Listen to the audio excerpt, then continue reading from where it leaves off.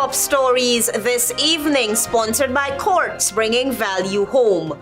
Booming economic development for Linden under APNU, Norton VOWS. PPPC eyes 55,000 votes from BERBICE, again promises to revive the sugar industry. PPPC destroyed the very fabric of the Guyana police force. APNU candidate Paul Williams breaks his silence. And Guyana's oil wealth yet to translate into meaningful poverty alleviation, listed among the region's poorest. IDB report. HGP Nightly News begins now.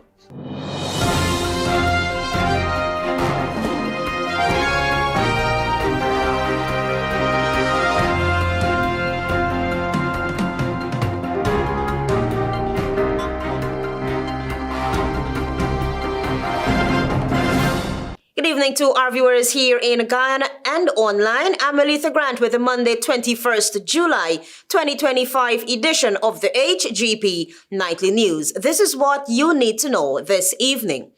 Aubrey Norton, the presidential candidate of a Partnership for National Unity, proposed a bold vision for the development of the mining town of Linden, which includes diversifying economic activities within the region. Antonia Day opens tonight's broadcast. Well, it is not solely revitalizing the bauxite industry. It is also using the oil resources to ensure you can get involved in the development of a smelter, so you're not just sending raw aluminum out the country. That was Aubrey Norton, presidential candidate for the Partnership for National Unity, responding to Nightly News' questions regarding the bauxite industry Friday last during his party's weekly press conference.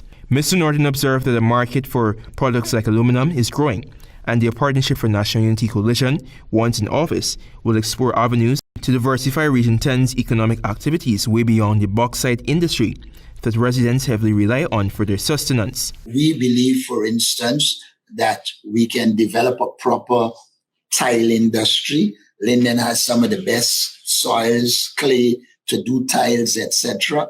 So we have also said we will promote sustainable agriculture in all regions, which will include Linden. The seasoned politician revealed that there is also potential for including youths in the digitalization of Linden and Guyana, making information more accessible.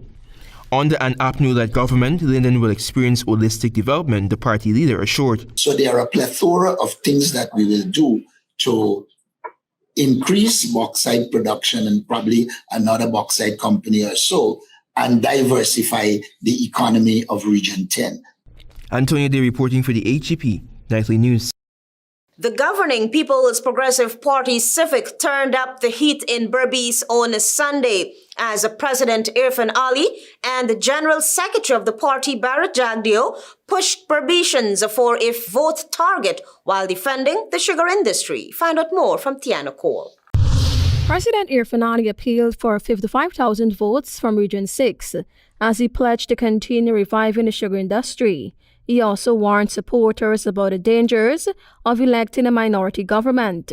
You are not only voting by putting your X, you are voting because your region will have the national and regional school of hospitality right here in your region.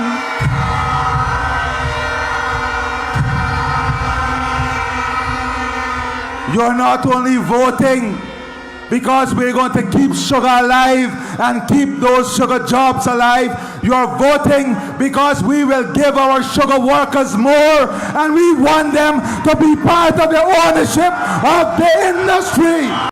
Meanwhile, PPPC General Secretary Barrett Jagdeo launched a fierce attack on the opposition APNU, pointing an accusing finger at for what he says is undermining democracy and threatening national unity and development. Our country was split along racial lines because of the lies they told about Chadi Jagan and the PPP. And today, we're breaking down those barriers, we're dismantling the lies so that we can become a national united party. Jagdeo accusingly said if the opposition had succeeded in 2020, Guyana would have faced international sanctions and diplomatic isolation. And that is what the PNC was leading us to when they sought to steal the elections in 2020.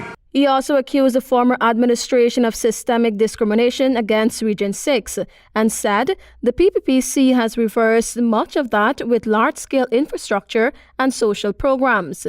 Among the initiatives announced were a 4-lane highway from Molson Creek to New Amsterdam and the construction of 2 new regional hospitals to transform healthcare and connectivity in the East BERBICE quarantine area. Only with a PPP government can this region make progress.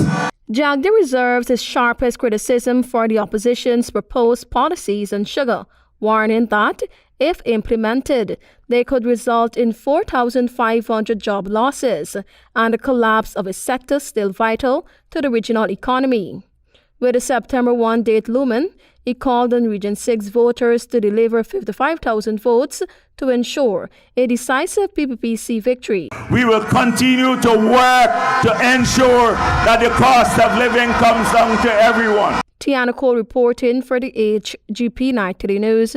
Quote, the Guyana police force still have good people, but they are not being put in positions where they can serve the people, end of quote. So says a senior retired policeman, Dr. Paul Williams, who is now a candidate for the A Partnership for National Unity, APNU. Dr. Williams also broke his silence on why he was overlooked for the Commissioner of Police. Travis Chase reports. Retired Deputy Police Commissioner Paul Williams, who was overlooked by the People's Progressive Party civic government for the role of Commissioner of Police, is one of the new faces that has emerged as a candidate for the Partnership for National Unity. Dr. Paul Williams, in addressing the thousands gathered at the Melanie Market Square for a rally held by the APNU, explained why he moved from policing to politics. It's because after listening to this wicked government continuously telling you people that you don't have leaders. You don't have leaders.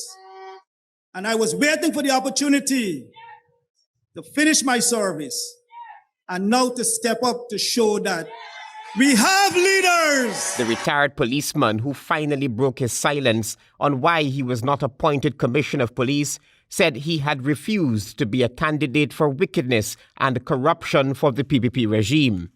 And I've done everything that is right, with integrity, with honesty, and in keeping with what it requires.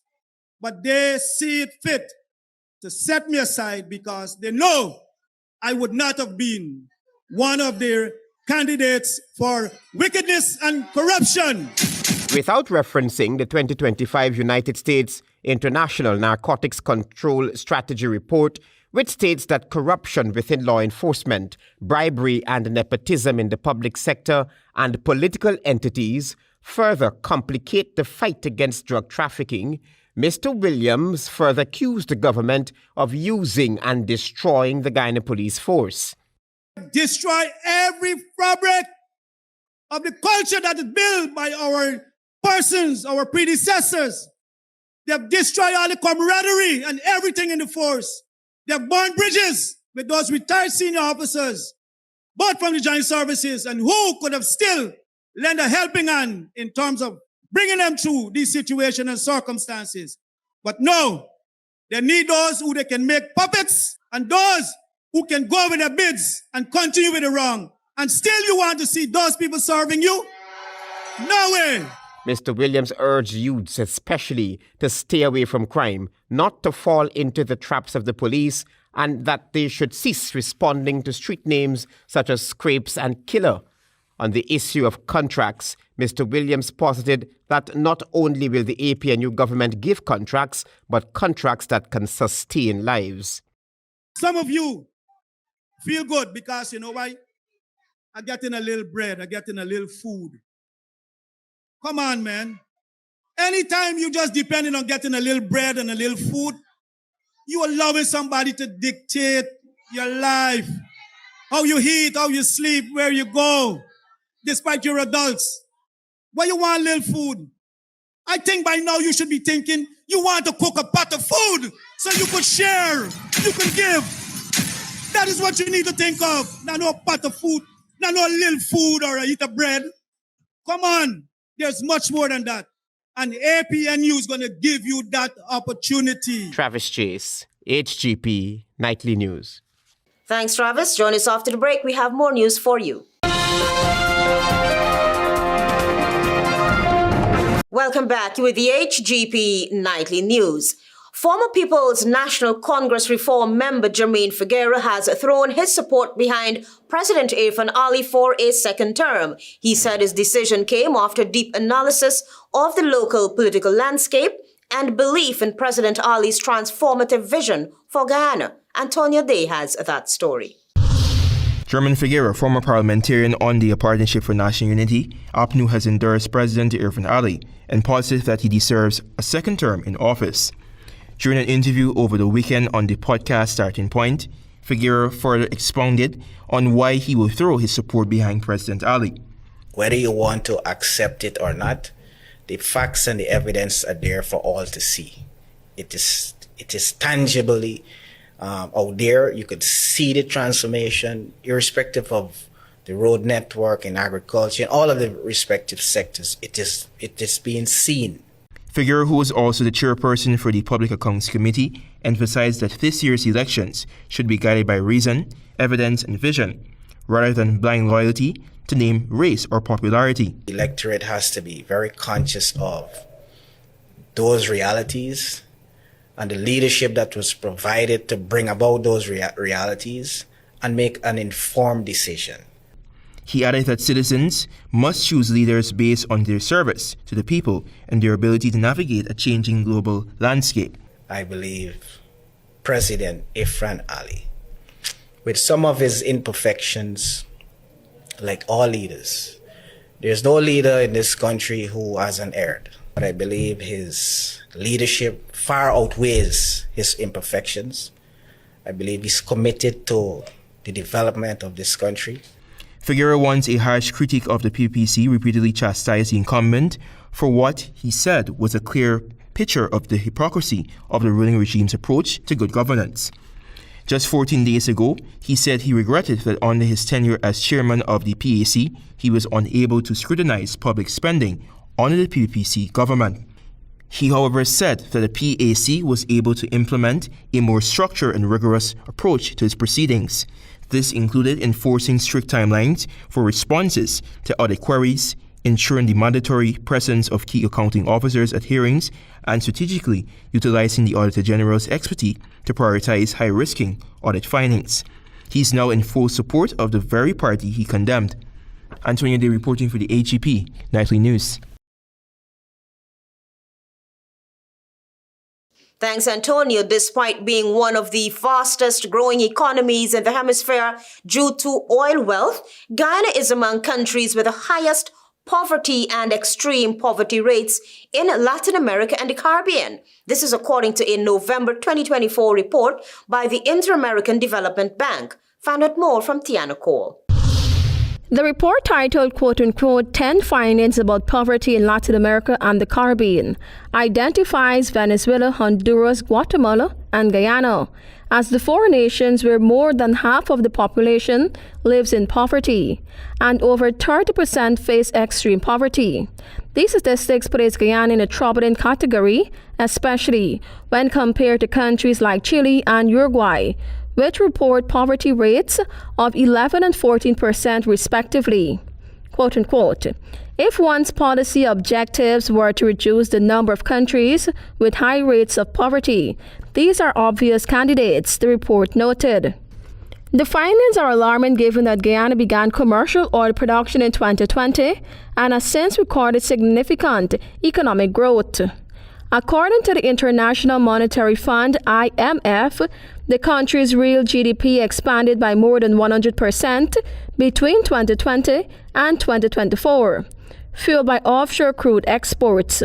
However, the IADB data indicates that this growth has not yet translated into meaningful poverty alleviation for much of the population.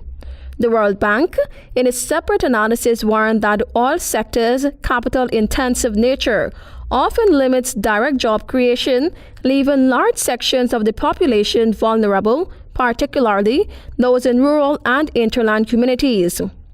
The IADB noted that while high poverty rates can make it easier to target social assistance, since the poor makes up more of a larger portion of the population, this also underscores the urgency of expanding effective and transparent poverty reduction programs.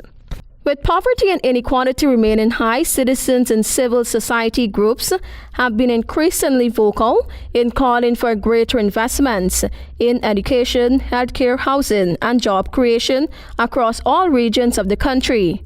Tiana Cole reporting for the HGP Nightly News. Thanks, Tiana. Join us after the break. We have more news for you. Thanks for staying with us as we continue. A cab driver has been placed on the police's wanted list for the rape of a 20-year-old woman at a bar along the east bank of Demerara. More details in this report. The Guyana Police Force has issued a wanted bulletin for Barry Sullivan of Susdyke, East Bank, Demerara, in connection with the sexual assault of a female that circulated in a video on several social media sites. The incident occurred at Ragu's Bar, located at Susdyke Junction, East Bank, Demerara. Nightly News understands that the 20-year-old woman who was seen in the very disturbing video told police that she was drugged and raped by 3 males at Ragu Sports Bar at the Susdyke Junction, East Bank, Demerara. The police said that the woman, accompanied by activist Laura George, visited the Temeri police station on Friday last, and an official report was made. So far, police have arrested several persons, including the bartender, and efforts are being made to contact other suspects and witnesses who were seen in the video. The woman has since been placed into protective care. The bar has been closed indefinitely pending the outcome of the investigation, and witnesses or individuals with information are being urged to come forward. Minister of Human Services and Social Security Dr. Vindya Prasad, in commenting on the video, said that, quote, all those directly involved or complicit in that public rape at Ragu Bar must be held accountable. They must face the full force of the law. Minister Prasad urged persons who have information that will help to report it to the Temeri police station. The Amerindian People's Association said too that it is outraged and deeply shaken by the video. This act is not only a vile crime, but a blatant violation of human dignity and a chilling reminder of the systemic violence faced by indigenous women in Guyana. We demand that the perpetrators of this abhorrent crime face the full extent of the law without any delay or leniency. Justice must be swift, uncompromising, and complete. Equally disturbing is the reprehensible behavior of the bar's patrons, who instead of intervening and rendering assistance, choose to film this violent act. Their actions constitute active participation in a violent crime, and we call for criminal charges to be brought against every individual who enabled or recorded this atrocity. Travis Chase, HGP Nightly News. Antonio Day tells us that Guyana is well on its way to achieving CARICOM's 25% by 2025 food reduction agenda. This is according to Dr. Richard Blair, who is advisor to CARICOM with specific focus on the Ministry of Agriculture's agri-food system. Here is more. Food growth for targeted items grew by 23%. And in 2024 alone, we met 82% of the overall target. That was Dr. Richard Blair, advisor to CARICOM and the Ministry of Agriculture's agri-food system, delivering remarks at the 35th West Indies Caribbean Agricultural Economic Society Conference. The Agricultural Economics Conference brings together local, regional, and international participants to discuss key issues like agriculture innovation, climate resilience, food security, and economic transformation. Dr. Blair, while referencing the disruptions to supply chain operations posed by the COVID-19 pandemic and other occurrences, said that Guyana continues to lead in agro-processing. All around this country, you're seeing springing up processing facilities that will serve to create employment for rural women, utilize resources from the very regions where they are located. Conference Chair Dr. Donna Morrison noted that this year's event is particularly significant given Guyana's role in food production and agro-processing within the CARICOM region. We will explore significant topics related to the theme drivers for agricultural and economic development. Discussions will examine the latest advancements in agricultural research aimed at promoting the economic and sustainable development of the region. Meanwhile, Dr. Paloma Mohammed Martin, Vice Chancellor of the University of Ghana, spoke to the incorporation of technology in agriculture sector. We have the Institute for Food and Nutrition Security at the university, which is working on some fairly significant projects. And one of these projects, it has to do with, I think they've just secured funding from an international funder.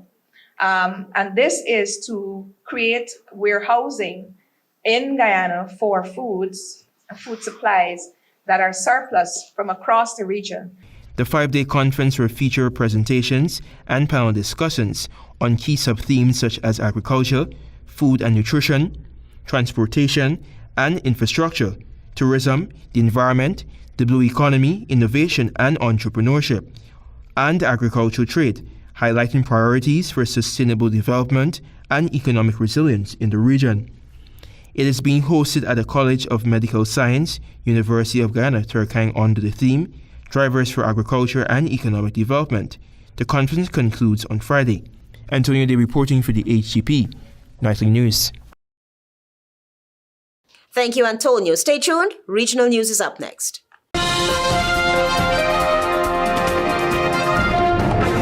Interested in honoring or paying tribute to a loved one, or just making a loved one feel special? HGP TV offers you all that and more.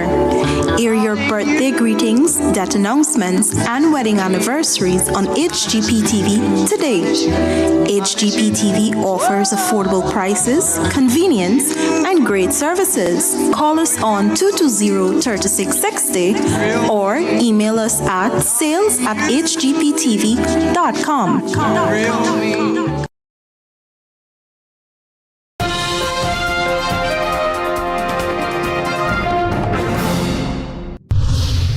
Good evening and welcome to Monday's edition of the Regional News. Brazilian President Luiz Inácio Lula da Silva called a U.S. decision to impose visa bans on officials involved in former President Jair Bolsonaro's trial, quote-unquote, arbitrary and quote-unquote baseless, and said foreign interference in the judiciary was quote-unquote unacceptable. In a statement, the leftist leader said the action violated fundamental principles of respect and sovereignty between nations. In an escalation of tensions between U.S. President Donald Trump and the government of Latin America's largest economy, Washington imposed visa restrictions on Friday on Supreme Court Justice Alexander D. Moraes, his family, and other unnamed court officials. The visa bans were a response to the Supreme Court's decision to issue search warrants and restraining orders targeting Trump ally Bolsonaro, who is accused of plotting a coup to overturn the results of a 2022 election he lost.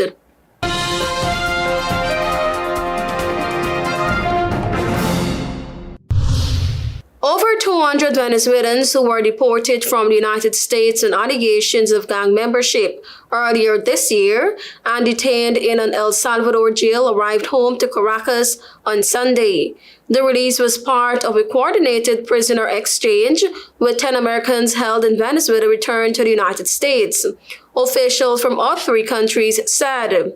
In a post on X, El Salvador President Nayib Bukele said the Americans were en route to El Salvador, from where they would continue their journey home, while U.S. Secretary of State Marco Rubio confirmed the release of 10 Americans who were detained in Venezuela. He thanked Bukele for his help in securing the agreement. Venezuela's government said 252 Venezuelans held in El Salvador had been freed. President Nicolas Maduro celebrated the arrival of 2 airplanes carrying them near Caracas.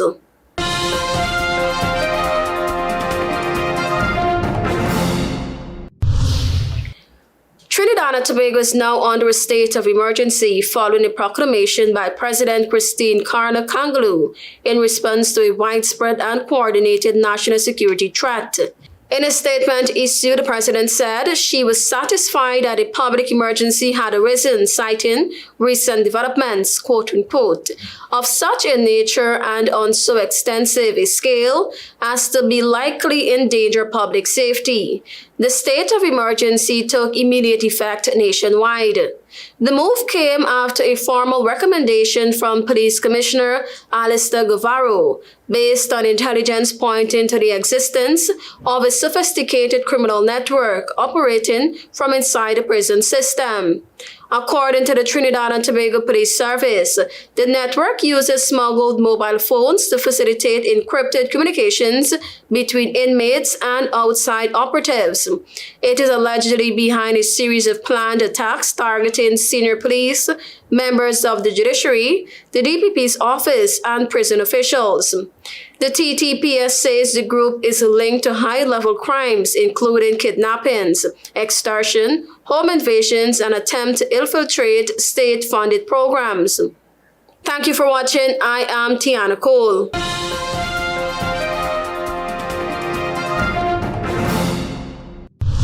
Booming economic development for Linden under APNU, Norton VOWS. PPPC eyes 55,000 votes from BERBICE, again promises to revive the sugar industry. PPPC destroyed the very fabric of the Guyana police force.